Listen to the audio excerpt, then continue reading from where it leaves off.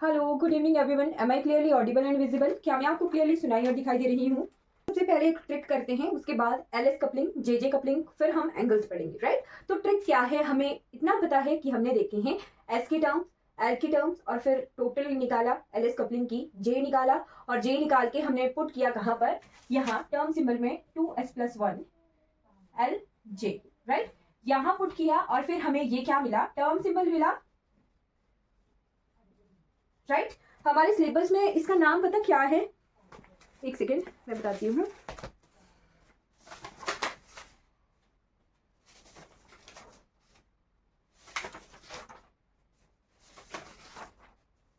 हाँ, term series करके नाम दिया है, ठीक है? टर्म सीरीज करके नाम दिया है। कपलिंग स्कीम कहा है, interaction energy levels in LS coupling. तो ये सभी चीजें हैं। आज मैं आपको वैसे ये देखते हैं कि ये टर्म सिंबल वाला जो कंसेप्ट है एलएस कपलिंग का, ये कंप्लीट हो जाए, फिर हम फाइन स्ट्रक्चर्स और हाइपर फाइन स्ट्रक्चर्स की तरफ बढ़ जाएंगे, राइट? तो ट्रिक क्या है, हमने ये देखना है, ऐसे एक बॉक्स बना लेना, राइट? हम यहाँ पुट करते हैं ना, और यहाँ पर जो भी एस की वैल्यू आती है उसे जब पुट किया जाता है उसके हिसाब से अपर वाला जो पोर्शन है वो हम डिसाइड करते हैं, राइट? तो अगर एस की वैल्यू होती है 0, एस की वैल्यू 0 होती है तो सीधी सी चीज है, ध्यान रखना, ऐसे ही लिख लेना, राइट? एल की वैल्यू क्या हो सकती है, 0 भी हो सकती है, 1 भी हो सकती है, 2 भी हो सकती है, 3 भी हो सकती है, राइट? एस की वैल्यू 0 है, एल की वैल्यू 0 भी हो सकती है, 1 भी हो सकती है, 2 भी हो सकती है। तो एस अगर ऊपर 0 है तो हमारे पास 0 के साथ आता है 1, है ना? तो इसके लिए टर्म सिंबल आएगा 1s, 1s। नीचे वाला जे नहीं निकाल रहे हैं हम, है ना? ये आएगा 1p, ये आएगा 1d, 1f, है ना? इस तरह से टर्म सिंबल आते हैं। जे मैंने नहीं निकाला, जस्ट मैं आपको ये ऊपर यहाँ कंफ्यूजन रहता है ना, वो ध्यान रखना है। एस 0 है तो ऊपर 1 आएगा, राइट? फिर अगर एस की वैल्यू होती है, एस की वैल्यू होती है हाफ, 0 के बाद हाफ आता है ना, 0 से बड़ा हाफ, एस की वैल्यू हो हाफ और एल की वैल्यू हो 0, 1, 2, 3, तो कौन कौन से टर्म सिंबल आते हैं हमारे पास? एस की वैल्यू हाफ है तो ऊपर आ जाता है 2, 2s, 2p, 2d, 2f, इस तरह से टर्म सिंबल आएंगे इस कॉम्बिनेशन के लिए, राइट? फिर अगर s की वैल्यू आ जाए 1, 0, 0 के बाद 1, हाफ, हाफ के बाद आए s की वैल्यू 1 और l 0, 1, 2, 3 इतना ही लेके चलते हैं, तो टर्म सिंबल आएगा यहाँ पे s1 है तो ऊपर आएगा 3, 3s, इसके लिए 3p, इसके लिए 3d, इसके लिए 3f, राइट? फिर इसके बाद कौन सा, इसके बाद क्या आता है 3/2, राइट? 3/2। तो एस की वैल्यू अगर 3/2 है तो एल की वैल्यू हो सकती है 0, 1, 2, 3। इस कॉम्बिनेशन के टर्म सिंबल आता है, इसके ऊपर आता है 3 आ गया था ना, 4, 4s, 4p, 4d, 4f। मतलब आपको कॉम्बिनेशन देख के पहचाना है, S1 है, L0, 1, 2, 3 कुछ भी हो सकता है। S अगर 1 है तो ये 3s, 3p, 3d, 3f वाला कॉम्बिनेशन बनेगा। S अगर 3/2 है तो ये 4s, 4p, 4d, 4f वाले कॉम्बिनेशन बनेंगे। J की वैल्यू एक से ज्यादा भी हो सकती है, एक भी हो सकती है, ये डिपेंड करेगा जब हम इस LS कपलिंग को सॉल्व करेंगे। मैंने जस्ट आपको J दिखा के नहीं दिखाया है, S की वैल्यू से कॉम्बिनेशन दिखाए हैं। S0 है तो ऊपर 1 आता है, S हाफ है तो ऊपर 2 आता है, S1 है तो ऊपर 3 आता है, S 3/2 है तो ऊपर 4 आता है। ऐसे ही ये सीरीज चलती रहती है, राइट?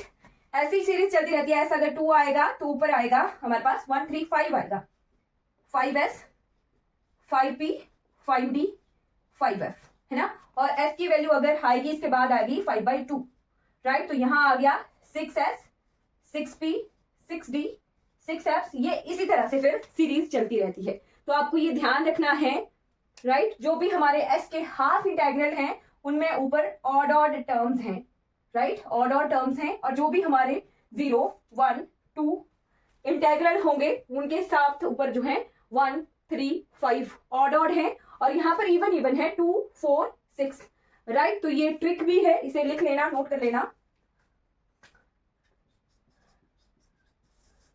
राइट? कल हमने ग्राउंड स्टेट सिंबल्स निकालना सीख लिए थे। अब इसके बाद डिफरेंस पता करना है एलएस कपलिंग का और जेजे कपलिंग का, राइट?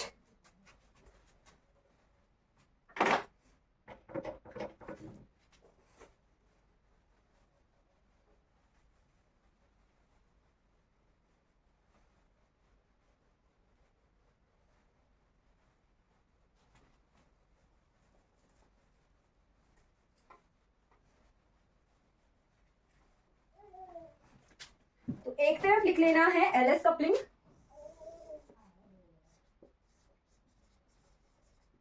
और दूसरी तरफ लिख लीजिएगा जेजे कपलिंग।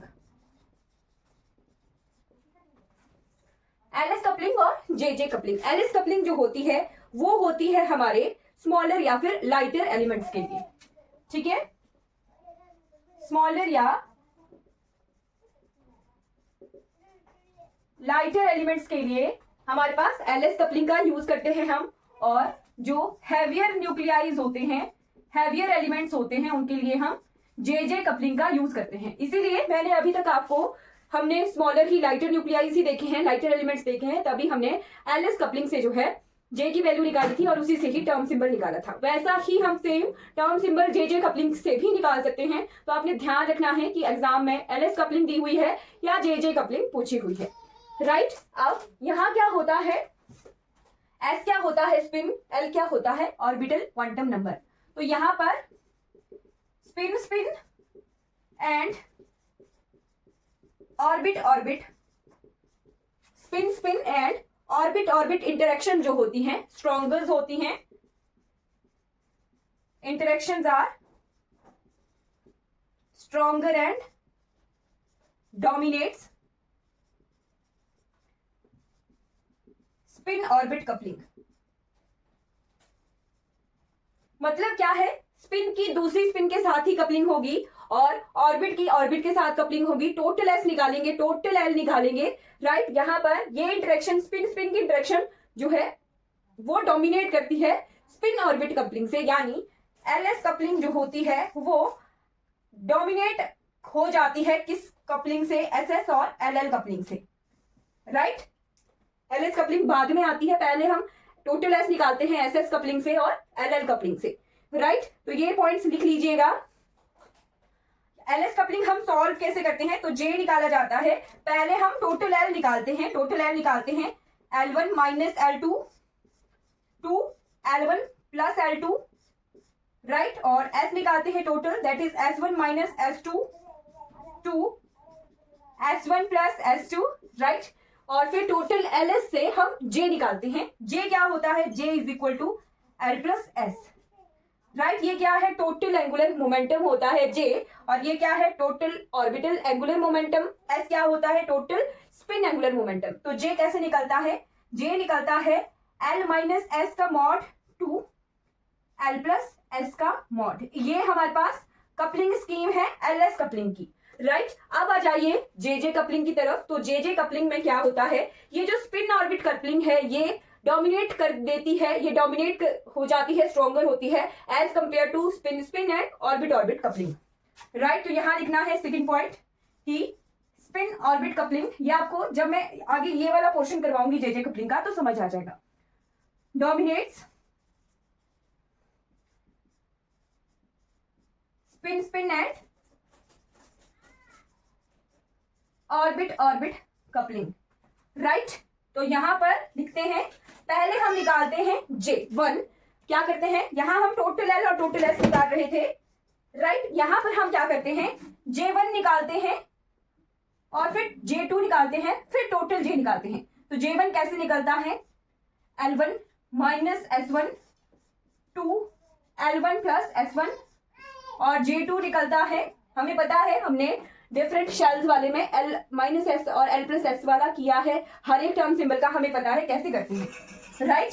फिर ये आता है L2 minus S2 to L2 plus S2। ये आपको पता है L2 क्या है, S2 क्या है, L1 क्या है, S2 क्या है, कॉन्फ़िगरेशन के हिसाब से ये हमारे क्वांटम नंबर्स हैं, राइट। फिर टोटल J निकाला जाता है, J निकाला जाता है J1 माइनस J2, मॉड है तो नेगेटिव साइन का कोई फर्क नहीं पड़ता है, J1 प्लस J2, राइट। तो इस तरह से जेजे कपलिंग को सॉल्व किया जाता है, और ये हमारे पास एलएस कपलिंग को सॉल्व करने का तरीका है।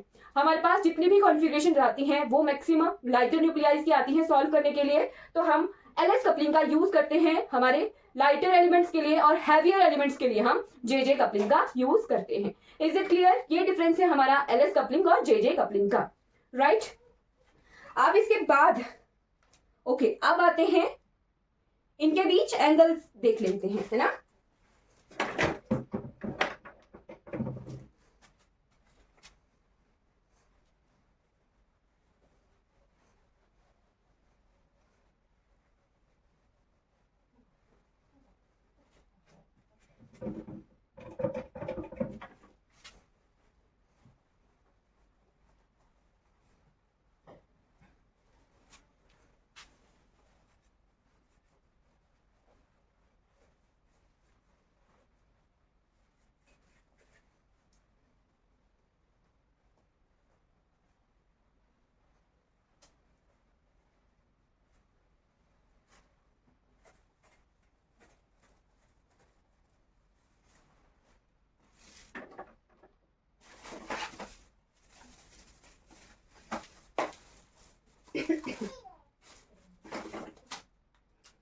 चलिए इनके बीच में एंगल देखते हैं। तो हमें इतना पता है जे क्या होता है, टोटल एंगुलर मोमेंटम, राइट। यहीं से ही शुरुआत करते हैं। J is equal to, J को क्या कहा हमने, टोटल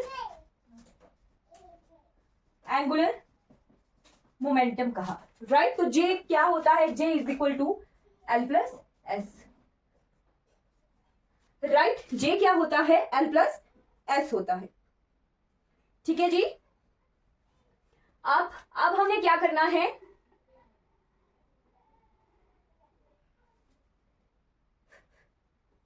ये क्या है, वेक्टर्स है, राइट। हम क्या कर देते हैं, इनका स्क्वायर कर देते हैं, ठीक है।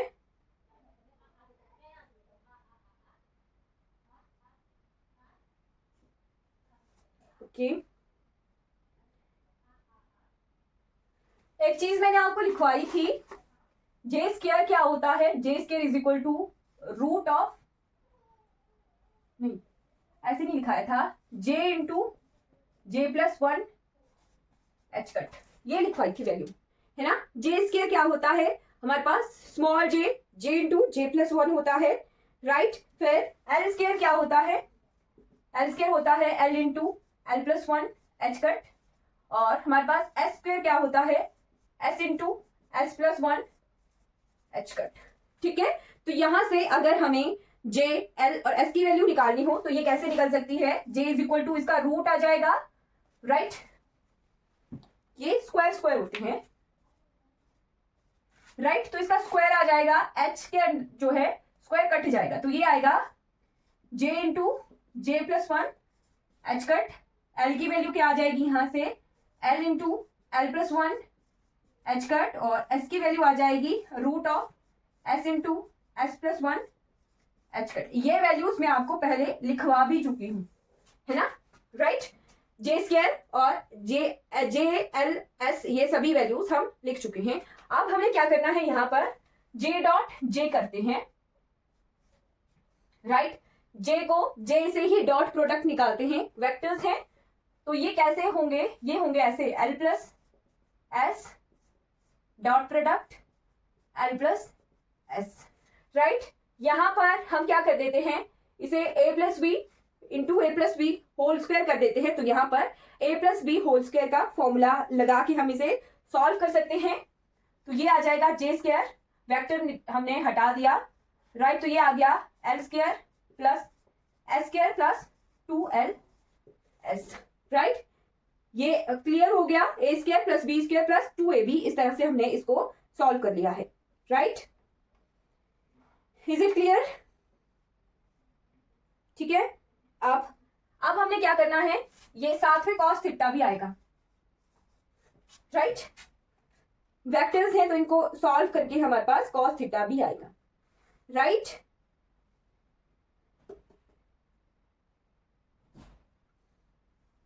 अब इस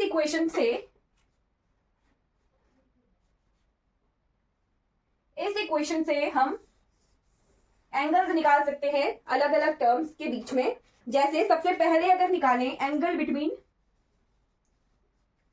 एल एंड एस, एल और एस के बीच में एंगल निकालना है, इन दो के बीच में, राइट। अगर इन दो के बीच में एंगल निकालना है तो हम क्या करेंगे, हम क्या करते हैं, इसको रीअरेंज करते हैं थोड़ा सा, राइट।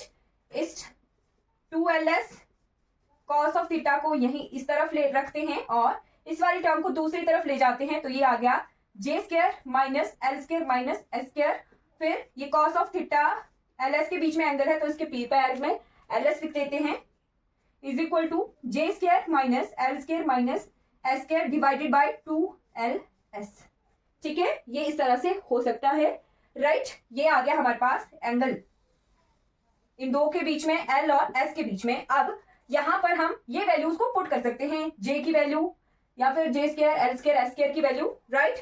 अगर J square L square S square की वैल्यूज अगर पुट करते हैं तो हम ऐसे लिख सकते हैं, ये क्या आ गया, J into J plus one H cut का square minus L into L plus one H cut square minus S into S plus one H cut square divided by 2 into L की क्या वैल्यू है, root of L into L plus 1 H cut, right, into root of S into S plus 1 H cut.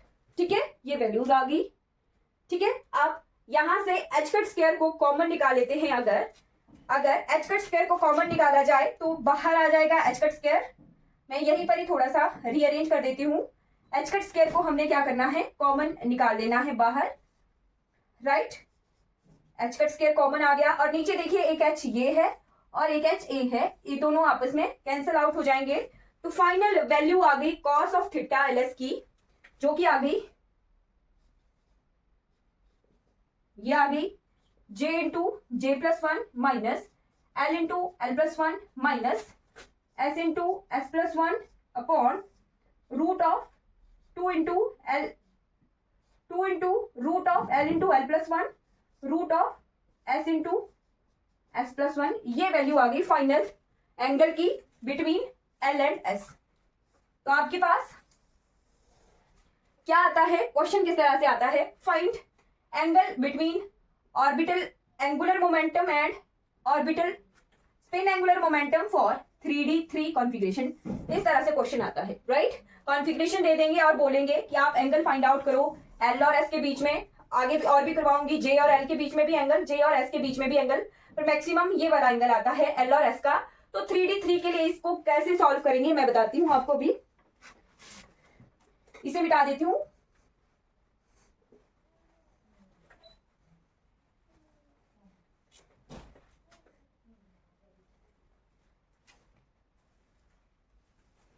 Question लिखते हैं.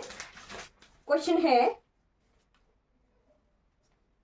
3D3 ऐसे नहीं है, term symbol दिया है 3D3, राइट. 3D3 ऐसा टर्म सिंबल दिया है और बोला है find angle between L and S, right. Find angle between L and S for 3D3 term symbol, right. एक टर्म सिंबल के लिए आपको एल और एस के बीच में एंगल निकालना है. तो 3D3 कॉन्फ़िगरेशन के लिए हम देख सकते हैं एल की वैल्यू कितनी आ गई. एल की वैल्यू आ गई जी हमारे पास 2, राइट. एस कितना है, एस है इसके लिए, एस है 3 इंटू 2 इंटू 3 प्लस 1. तो ये कितना आ गया हमारे पास 3, क्या कर रही हूँ, एस की वैल्यू आ गई 1, राइट. एस की वैल्यू 1 आ गई. सॉल्व करने की जरूरत नहीं थी, मैंने आपको पहले ही बताया था कि ऊपर 3 सिंबल है तो एस 1 होगा. ध्यान रखना है, सॉल्व करने की जरूरत नहीं है, बट फिर भी सॉल्व करके मैंने आपको बता दिया, राइट. तो यहां से हमें एल की वैल्यू पता लग गई, एस की वैल्यू पता लग गई. अब हम एंगल्स को फाइंड आउट कर सकते हैं, राइट. तो पुट कर देते हैं cos of theta L S में जे की वैल्यू दी हुई है 3, राइट. तो इन तीनों को पुट कर देते हैं, ठीक है. 3 इंटू 3 प्लस 1 माइनस एल कितना है 2 इंटू 2 प्लस 1 और एस कितना है minus 1 into 1 plus 1 divided by root of 2 into 2 plus 1 into root of 1 into 1 plus 1. ठीक है, इसको सॉल्व करते हैं. अगर 4 3 जा 12 माइनस 3 2 जा 6 माइनस 2 डिवाइडेड बाय रूट में क्या है, रूट में है 3 2 जा 6 इंटू रूट ऑफ 2, राइट. अगर इसे सॉल्व किया जाए तो ये आ गया 12 माइनस 8, तो ये आ गया 4 डिवाइडेड बाय 2 रूट 6 और रूट 2 से 2 कैंसिल, तो ये आ गया 2 divided by root 6 into 2, right. अब यहां से इसे थोड़ा सा रीअरेंज कर दे अगर, ठीक है. इसे किस तरह से सॉल्व किया जा सकता है, इसे इस तरह से सॉल्व किया जा सकता है 2 बाय रूट ऑफ 12 और 12 को हम ऐसे लिख सकते हैं 4 रूट ऑफ 3, है ना. 2 रूट 3 इस तरह से जो है 12 को लिख सकते हैं. 2 2 जा 4 है ना, मतलब कि रूट से बाहर निकालना है 4 को, तो 4 को बाहर अगर निकालेंगे तो बाहर आएगा 2√3। तो ये आ गया हमारे पास 1/√3 cos of theta LS is equal to 1/√3, right. तो यहां से कॉस थीटा कितना आ गया, थीटा आ गया कॉस ऑफ इनवर्स 1/√3। इस तरह के क्वेश्चन आते हैं, ठीक है।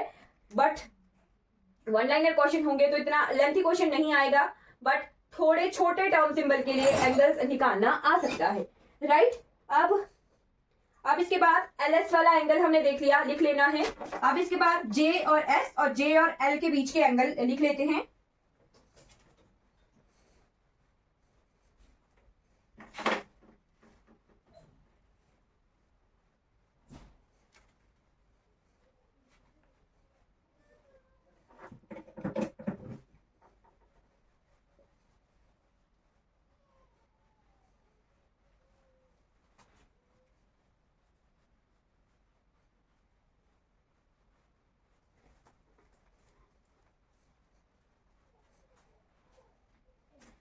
ओके, तो J आया था हमारे पास, J square is equal to L square plus S square plus 2LS cos of theta, ये आया था ना।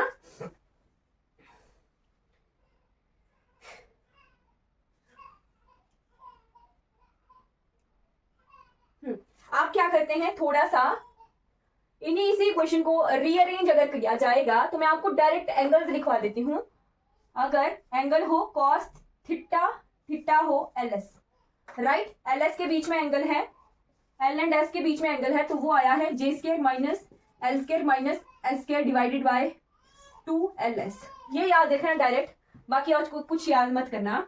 J एंड L के बीच में एंगल है, तो cos of theta JS is equal to J square, जिसके साथ एंगल है वो प्लस में होगा, L स्क्वायर दूसरी टर्म माइनस में होगी, डिवाइडेड बाय 2JL, राइट, ठीक है। फिर है एंगल J एंड S के बीच में, तो ये आ गया cos of theta J and, ये L है, J एंड S, तो ये है J स्क्वायर, जिसके साथ एंगल है वो प्लस में होगा, S square minus L square divided bye 2JL, right. अब J स्क्वायर और J square L square S square JL S, ये सभी की वैल्यू मैं आपको लिखवा चुकी हूं, राइट।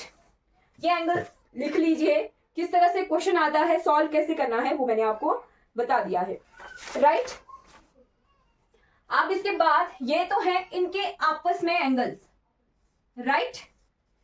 अब एक और चीज आती है, अगर इन्हीं के ही जेड एक्सिस के साथ एंगल पूछे हो तो उस तरह का क्वेश्चन भी आता है, राइट। मान लो हमारे पास ये वाली एक्सिस को मैं जेड एक्सिस बोल रही हूं, राइट।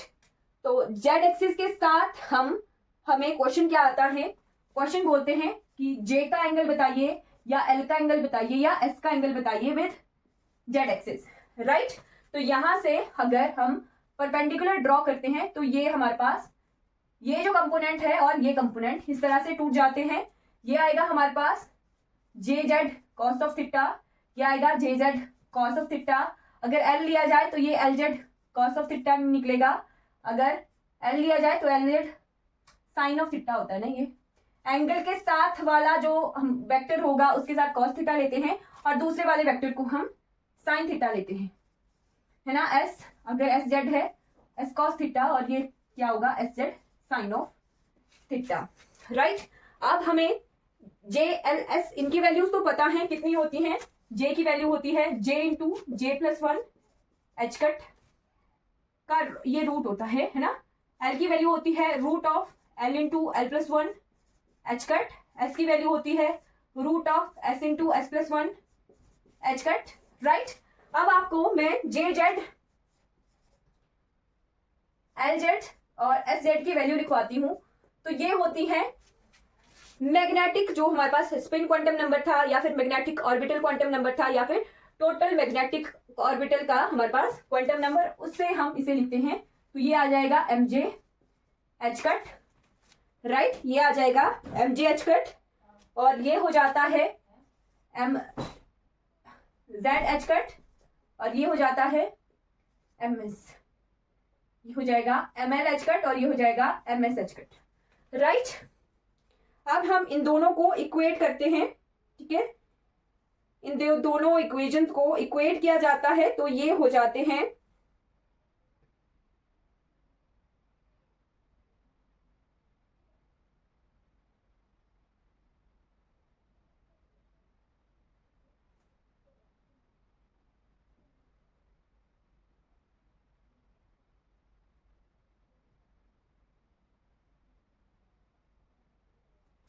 और यहां से भी हमें पता लगा है, यहां से भी हमारे पास j की वैल्यू आई है J Z cos of theta, right, l की वैल्यू आई है L Z cos of theta और s की वैल्यू आई है S Z cos of theta और जेड एक्सिस है ना, जेड एक्सिस पे जब वो कोई ये एंगल बना रहे हैं तो ये, राइट। अब यहां क्या करेंगे हम, इस इक्वेशन में जे एल एस की वैल्यूज पुट करेंगे और ये वैल्यूज पुट करेंगे और फिर हमारे पास टर्म्स आएंगी। तो जे की जगह पुट करें अगर root of J into J plus one H cut is equal to M J H cut cos of theta, यहाँ पे जे जेड की वैल्यू पुट की है ना, M J H cut cos of theta, L की जगह put किया root of L into L plus one H cut, तो ये आया था M L H cut cos of theta और s की वैल्यू अगर पुट की तो ये आया s into S plus one. मैंने आपको एक साथ ही करवा दिया, वैसे ये अलग अलग करवाए जाते हैं, M S H cut cos of theta. अब यहां से हमें क्या पता लग रहा है कि एच कट जो है कैंसिल आउट हो जाएंगे, ये रूट के अंडर नहीं होता है, राइट। तो क्या आई वैल्यू, अगर एंगल हो j का इसके jth कंपोनेंट के साथ, j का इसकी z एक्सिस के साथ, तो वो आता है cos of theta is equal to M J divided by root of j into J plus one, right. ये एंगल है किसका, j का विद z एक्सिस, ये नोट कर लेना, ये फाइनल एंगल आ गए। अब है l का with z axis, l with z axis तो कितना आया cos ऑफ थीटा, यहां लिख लो जे जेड, यहां लिख लेना एल जेड, तो ये आया M L divided by root of L into L plus one, और s विद z एक्सिस तो ये आया cos of theta L S is equal, L S नहीं S Z is equal to M S divided by root of S into S plus one. ये जो है angles आ गए हैं, इनके फॉर्मूलाज फाइनल जो आए हैं वो लिख लीजिए, राइट। हाँ, ये तीनों एंगल लिखने हैं, ये फाइनल जो एंगल निकले हैं ये लिखने हैं, ये फाइनल एंगल हैं। जब भी एंगल आए जे का विद जेड एक्सिस, एल का विद जेड एक्सिस, एस का विद जेड एक्सिस, तो हमारे पास ये तीनों फॉर्मूले आ गए, इन तीनों से हम फाइंड आउट कर सकते हैं M J M L M S की वैल्यू हम निकाल सकते हैं। जे की वैल्यू मान लो है हमारे पास 2, राइट, तो एम जे कैसे निकलेगा, एम जे निकलेगा माइनस जे टू प्लस जे, इतना पता है ना, तो ये आएगा -2 -1 0 1 2, क्लियर है। अगर एल की वैल्यू है हमारे पास 1 तो हम एम एल कैसे निकालते हैं, -L2 + L है ना, तो ये आएगा -1 0 + 1, right. M J M S निकालना भी आता होगा आपको, एम एस कैसे निकालते हैं, अगर एस की वैल्यू है हमारे पास हाफ नहीं, मान लो हमारे पास एस की वैल्यू है 1 ही लेके चलती हूँ, तो एम एस भी आ जाएगा -1 0 + 1। इस तरह से हम एम एस एम एल और एम जे की वैल्यूज निकालते हैं। तो टर्म सिंबल्स हमारे पास दिए होंगे और फिर वहां से हमने जे एल एस की वैल्यूज निकालनी है, उसके बाद M L M S M S M S M J की वैल्यूज निकालनी है, और फिर जो भी क्वेश्चन में पूछा होगा वो वाला फॉर्मूला पुट करना है, उसमें टर्म वैल्यूज को पुट करना है और हम सॉल्व करके एंगल्स को निकाल सकते हैं। Is it clear. जो फाइनल मैंने एंगल्स लिखाए हैं वो लिख लेना, वो इंपॉर्टेंट है, राइट। अब इसके बाद हमारे को 2 टॉपिक रहते हैं, वो मैं आज ही कवर करवा दूंगी, कल से फिर हम जीमन इफेक्ट पढ़ेंगे, राइट।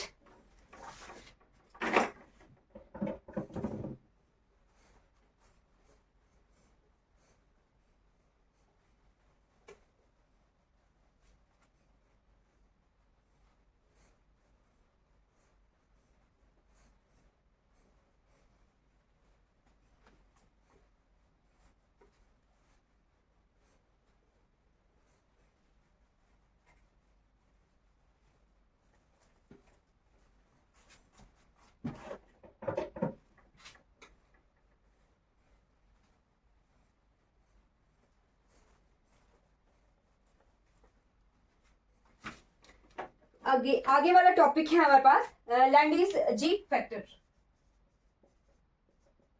और ये कई बार एग्जाम में क्वेश्चन आता है, इंपॉर्टेंट है। जी फैक्टर का डायरेक्ट फॉर्मूला है, जी फैक्टर का फॉर्मूला है जी J is equal to total, है ना, ये होता है 1 इंटू 1 प्लस जे into J plus 1 plus S into S plus 1 minus L into L plus 1 divided bye, ध्यान रखना 1 अलग से है, 1 अलग से है, ध्यान रखिएगा, divided by 2 into J plus 1। ये जी फैक्टर का फॉर्मूला है, इंपॉर्टेंट है। इसे 2j इंटू जे प्लस 1 ऐसे भी लिख सकते हैं, 2j into J plus 1, right. तो कोई भी कॉन्फ़िगरेशन, कोई भी टर्म सिंबल है, आप जे की वैल्यू निकाल सकते हैं, एस की वैल्यूज निकाल सकते हैं, एल की वैल्यूज निकाल सकते हैं, और इस तरह से हम जी फैक्टर फाइंड आउट करते हैं, राइट। ठीक है, अब इसके दो केसेस आते हैं जो कि इंपॉर्टेंट है, राइट।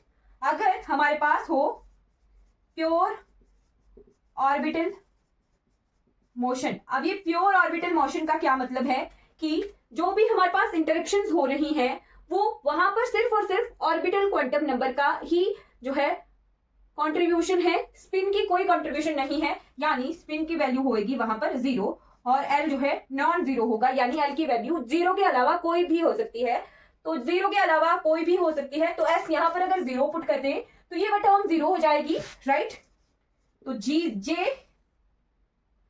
जे क्या होता है वैसे, J is equal to L plus S, अगर एस 0 है तो जी जे एल के बराबर आ जाएगा, राइट। तो जी जे को हम जी एल लिख सकते हैं, ठीक है, लिख सकते हैं ना, एल जे के बराबर आ गया, तो यहाँ पर जी जे को जी एल के बराबर लिख सकते हैं, और अगर इसे सॉल्व करेंगे तो यहाँ पर ये वैल्यू आती है 1। ये इंपॉर्टेंट है, बहुत इंपॉर्टेंट है, जी एल की वैल्यू डायरेक्ट आती है। जी एल क्या है, जी factor for orbital motion, ji factor for pure orbital motion, तो ये आता है हमारे पास 1, ठीक है। अगर इसे सॉल्व भी करना पड़े तो ये हो जाएगा जे एल के बराबर आ जाएगा, जे से एल कैंसिल हो जाएगा, तो ये सारी टर्म जो है कैंसिल आउट होकर 0 हो जाएगी, और यहाँ पर जी जे 1 के बराबर जाएगा, जी जे 1 के बराबर यानी जी एल उसे लिख सकते हैं। अब सेकेंड आता है pure spin motion, pure spin motion, ये लिख लेना, ये इंपॉर्टेंट है, आगे जब हम जीमन इफेक्ट करेंगे तो हम ये टर्म्स यूज करेंगे प्योर ऑर्बिटल मोशन और प्योर स्पिन मोशन की, यानी एस की वैल्यूज से ही हम डिपेंड करेगा कि कौन सा वाला जीमन इफेक्ट होगा। तो ध्यान रखिएगा, यहाँ पर एस की वैल्यू 0 थी, है ना, और यहाँ की प्योर स्पिन मोशन है, यानी एस की वैल्यू नॉन जीरो रहेगी, और जो हमारा ऑर्बिटल क्वांटम नंबर है वो हाइड हो जाएगा, उसकी वैल्यू 0 आ जाएगी, राइट। अगर एल 0 हो जाएगा, ठीक है, और जे और एस एक बराबर आ जाएंगे ना, तो जे और एस बराबर हैं, तो ये कितना हो जाएगा, ये बराबर है तो 2 डिवाइडेड बाय 2, है ना, ये कैंसिल हो जाएगा, और 2 डिवाइडेड बाय 2 1 के बराबर आ जाएगा, तो ये आ जाएगा G J is equal to G S is equal to 2, 1 plus 1 2 हो जाएगा, राइट। तो जी एस की वैल्यू जी फैक्टर की in spin motion, pure spin motion जो है 2 होती है, ये इंपॉर्टेंट है, बहुत बहुत इंपॉर्टेंट है। कई बार हम इन जीएल और जीएस की वैल्यूज को डायरेक्ट पुट करते हैं, 1 और 2, तो कहां से ये 1 और 2 आती हैं वो देखिए, प्योर स्पिन मोशन और प्योर ऑर्बिटल मोशन की वजह से ये जीएल और जीएस की वैल्यू 1 और 2 आती हैं। जब हम जी फैक्टर में टोटल में इन्हें पुट करते हैं तो वहां से सॉल्व करके हमारे पास जीएल और जीएस की वैल्यूज आती हैं। Is it clear? ये जी फैक्टर के क्वेश्चन एग्जाम में आते हैं। जी फैक्टर का मैं अगर आपको क्वेश्चन लिखवाऊं, कहाँ लिखा है मैंने ये क्वेश्चन लिखवा देती हूं मैं, 46। चलिए क्वेश्चन कर देते हैं जी फैक्टर का।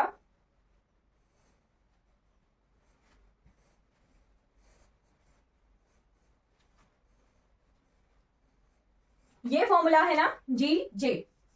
अब आपके पास क्वेश्चन दिया है, the ji factor for 3p1 level of an atom is, the ji factor for 3p1 level is, A option है 1/2, बी ऑप्शन है 3/2, सी ऑप्शन है 5/2 एंड डी ऑप्शन है 7/2। तो फाइंड आउट करना है यहां पर। तो 3p1 से हमें क्या पता लग रहा है, 3 है, ऊपर 3 है तो s की वैल्यू है 1, है ना, देखा है ना हमने, s1 के लिए 3 आता है, l की वैल्यू है यहां पर 1, j की वैल्यू है 1, ठीक है, ये तीनों हमें पता लग गए, राइट। अब 1 1 1 वहां पुट करते हैं और सॉल्व करते हैं।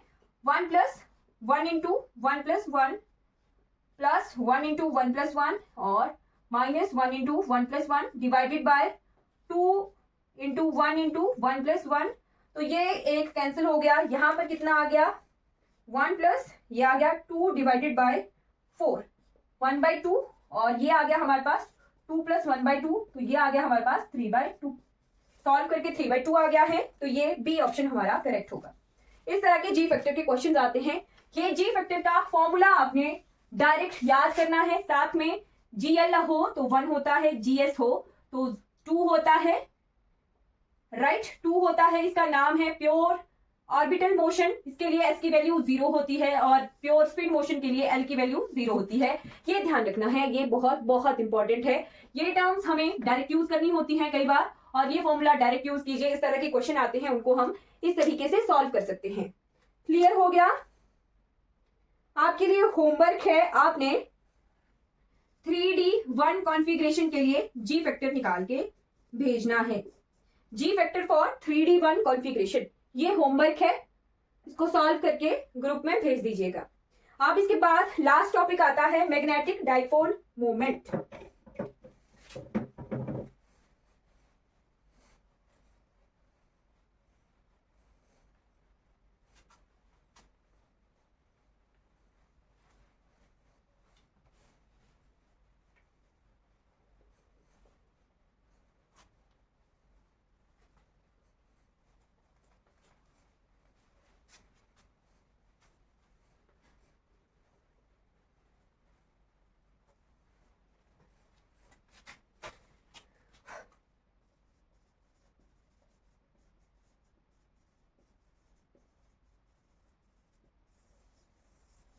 राइट, तो डाइपोल हमें ये पता है, डाइपोल क्या होता है, नॉर्थ साउथ अगर पोल हो, है ना, when a magnet dipole placed in magnetic field और it aligns in the magnetic field. तो इसके हिसाब से हमारे पास 3 तरह के डाइपोल मोमेंट आ सकते हैं। एक आ सकता है स्पिन की वजह से, दूसरा आ सकता है इसके ऑर्बिटल मोशन की वजह से, ऑर्बिटल की वजह से, और तीसरा आ सकता है इसके टोटल एंगुलर मोमेंटम की वजह से, है ना, ऑर्बिटल एंगुलर मोमेंटम की वजह से और स्पिन एंगुलर मोमेंटम की वजह से। जो स्पिन की वजह से आएगा, डाइपोल मोमेंट को हम म्यू से डिनोट करते हैं, राइट। जब किसी मैग्नेट को नॉर्थ साउथ एटम में भी जो हमारे पास प्रोटॉन इलेक्ट्रॉन है वो एज अ डाइपोल जो है बना देते हैं, डाइपोल बना देते हैं, राइट, तो वो अलाइन हो जाते हैं जिस हिसाब से, उस हिसाब से हमारा डाइपोल मोमेंट हो जाता है। डाइपोल होता ही है दो अपोजिट चार्जेस जो हैं किसी डिस्टेंस से सेपरेट हों, राइट। और मैग्नेटिक का मतलब कि दो जो हमारे पास नॉर्थ साउथ पोल्स हैं वो किसी डिस्टेंस डी से सेपरेट हो, तो उसे डाइपोल मोमेंट कहते हैं और जिसे म्यू से डिनोट किया जाता है। स्पिन की वजह से जो डाइपोल आता है, मोमेंट आती है, उसे म्यू एस कहते हैं, राइट। ऑर्बिटल की वजह से म्यू एल और टोटल की वजह से म्यू जे, राइट। अब इसका डायरेक्ट फॉर्मूला मैं आपको लिखवाऊंगी और एक क्वेश्चन करेंगे इसका डायरेक्ट फॉर्मूला होता है is equal to minus of E L का L vector divided by 2m, और यहाँ क्या है जी एस है तो यहाँ पर जी एस आएगा, ठीक है। फिर ये आएगा माइनस ई, यहाँ ऑर्बिटल है तो यहाँ पर ये एस आना था, है ना, यहाँ पर एल आएगा, यहाँ पर जी एल आएगा डिवाइडेड बाय 2m, और ये आएगा माइनस ई। माइनस में होता है ये क्वेश्चन में मैग्नीट्यूड पूछा जाता है ताकि ये माइनस कैंसिल आउट हो जाए, mu J divided by 2m, और ये आएगा जी जे, राइट। Is it clear? ठीक है। अब इसके बाद हमें s की वैल्यू पता है। s क्या होता है? s होता है s इंटू S+1 का रूट h कट, इसी को यहां लिख देते हैं, ये आ गया माइनस ई, ये आ गया ई, थोड़ा सा रीअरेंज करूं ना मैं अगर, तो इसे ई को मैं यहां लिख रही हूं, right, E H cut divided by 2m, और यहां आ गया GS। इसके भी थोड़ा सा रीअरेंज कर देती हूँ, माइनस ऑफ ई आगे ले गए हैं, root of L into L+1, E को मैंने पहले लिखा E H cut into GL divided by 2m, और इसे भी थोड़ा सा रीअरेंज करके लिखें अगर, minus of J into J+1। अब आपको ये बताने की जरूरत नहीं है कि ये वैल्यूज कहाँ से आई हैं, हम निकाल चुके हैं इनको, बताइए मैंने आपको ये ई एच कट जी जे, ये टोटल जी फैक्टर है, इसका फॉर्मूला आपको पता है 2m। अब यहां से एक चीज लिख लेनी है, बहुत बहुत इंपॉर्टेंट है, म्यू बी होता है बोहर मैग्नेटोन, जिसकी वैल्यू होती है mu V is equal to E H cut divided by 2m, right. और एच कट क्या होता है, एच कट होता है h/2π, राइट। अगर इसे टोटल एच कट को यहां पुट किया जाए तो ये टोटल आ जाएगा mu is equal to E H divided by 4πm। तो कई बार आपको ये वैल्यू आती है बोहर मैग्नेटोन की, और कई बार आपको ये वैल्यू बोहर मैग्नेटोन के एग्जाम में आती है, ये दोनों ही वैल्यूज बोहर मैग्नेटोन की ही हैं, ये दोनों वैल्यूज बोहर मैग्नेटोन की है। यहाँ पर हमने एच कट की वैल्यू को पुट कर दिया है, और यहाँ पर एच कट हमने सिंपल रखा है, एच कट की ये वैल्यूज होती हैं, राइट। तो अगर इसे रीअरेंज करके लिखा जाए तो म्यू एस कितने के बराबर आ गया, mu S is equal to root of S into minus है साथ में एस इंटू S+1, ये आ गया म्यू बी GS, राइट। ये है स्पिन मैग्नेटिक डाइपोल मोमेंट की वैल्यू, राइट। फिर यहां से लिखें mu L is equal to minus of root into L into L+1 mu B GL, ये है ऑर्बिटल मैग्नेटिक डाइपोल मोमेंट की वैल्यू। और म्यू J अगर लिखा जाए तो म्यू J है minus of root into J+1 mu B into G J हमने निकालना सीखा है। GJ की वैल्यू क्या थी, तो GJ था, फिर से लिख लीजिए 1 प्लस J इंटू J+1, जितनी बार लिखोगे याद होगा, plus S into S+1 minus L into L+1 divided by 2J into J+1, ये वैल्यू होती है हमारे पास J की। ये क्या है, total G factor due to angular momentum, right. Is it clear. तो ये तीनों वैल्यूज आपने लिख लेनी है, ये इंपॉर्टेंट है। कई बार ये म्यू भी ऐसे इकट्ठा ना करके ऐसे अलग अलग भी जो है दिया होता है, तो ध्यान रखना है। अब यहां से मैं आपको क्वेश्चन बताती हूं, एक क्वेश्चन है,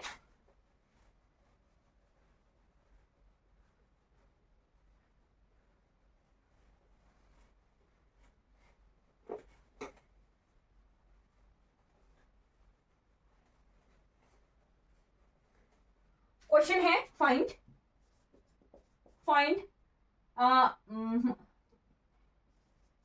magnetic dipole moment for due to spin for hydrogen atom, ये क्वेश्चन है, राइट। Is it clear. ये क्वेश्चन है, find magnetic dipole moment due to spin for hydrogen atom. अब सबसे पहले हमें ये पता है हाइड्रोजन के लिए एटॉमिक नंबर क्या होता है, 1। कॉन्फ़िगरेशन लिखे तो 1s 1 कॉन्फ़िगरेशन होती है।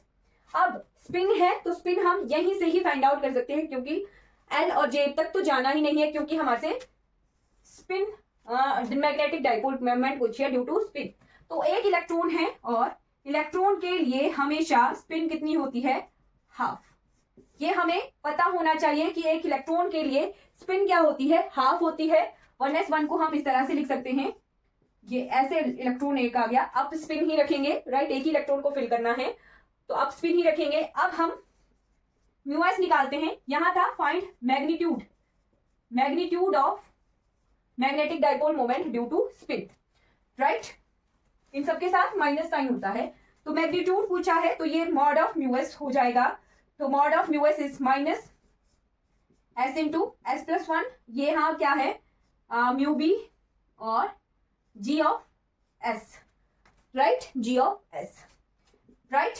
अब जी ऑफ एस है तो जी ऑफ एस की वैल्यू हमें ये पता होती है, बार बार आपको निकालने की जरूरत नहीं पड़नी चाहिए। जी ऑफ एस की वैल्यू 2 होती है, राइट। एस हाफ है तो सॉल्व अगर किया जाए, मैग्नीट्यूड है तो प्लस हो जाएगा half into half plus one, mu B वैसे ही, और जी एस की जगह आ गया 2। अगर इसे सॉल्व करें तो ये आएगा 3/2, 1/2 इंटू 3/2, और ये क्या है म्यू बी 2। यहां से आ गया 3/√2 इंटू 2। अगर इसे थोड़ा सा रीअरेंज करें हम तो ये कैसे लिखा जा सकता है, 3 इंटू √2 इंटू √2 डिवाइडेड बाय √2, और यहाँ क्या है म्यू बी, √2 से √2 कैंसिल, राइट। ये मैंने सही किया या गलत किया, यहां गलत कर दी मैं, यहां 3/2 नहीं बचेगा, 3/4 आएगा, राइट।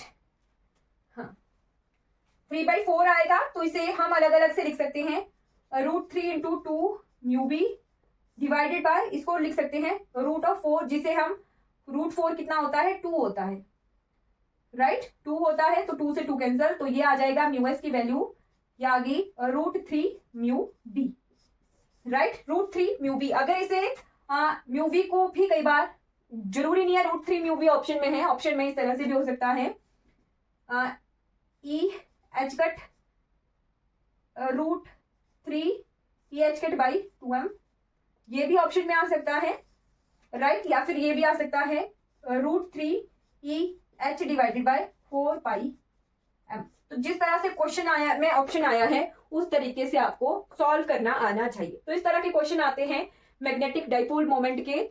ये हमने स्पिन से किया, जरूरी नहीं है स्पिन से आया हो, ऑर्बिटल से भी आ सकता है, टोटल एंगुलर मोमेंटम की वजह से भी जो है मैग्नेटिक डाइपोल पूछा जा सकता है। Is it clear, right. हमने आज बहुत सारे फॉर्मूले लिखे हैं, जो भी मैंने फॉर्मूलाज आपको लिखवाए हैं वो आपने नोट डाउन कर लेने हैं, इंपॉर्टेंट है, बॉक्स में पूछ लेना है। बाकी thank you so much for watching this class. कल हम जीमन इफेक्ट पढ़ेंगे, राइट, जो हमारे सिलेबस में फाइन स्ट्रक्चर और हाइपर फाइन स्ट्रक्चर्स है वो हम कल शुरू करेंगे। आई होप आपको ये क्लियर हो गया होगा। जिस तरह के क्वेश्चन मैं आपको करवाती हूँ वो प्रीवियस ईयर क्वेश्चन होते हैं, कई बार मैंने गेट के उठाए हैं, CSIR के उठाए हैं, PGT के उठाए हैं, तो ये डिपेंड करता है कि किस तरह के क्वेश्चन कहाँ से आए हैं, राइट। तो चलिए कल मिलते हैं, ओके, गुड नाइट।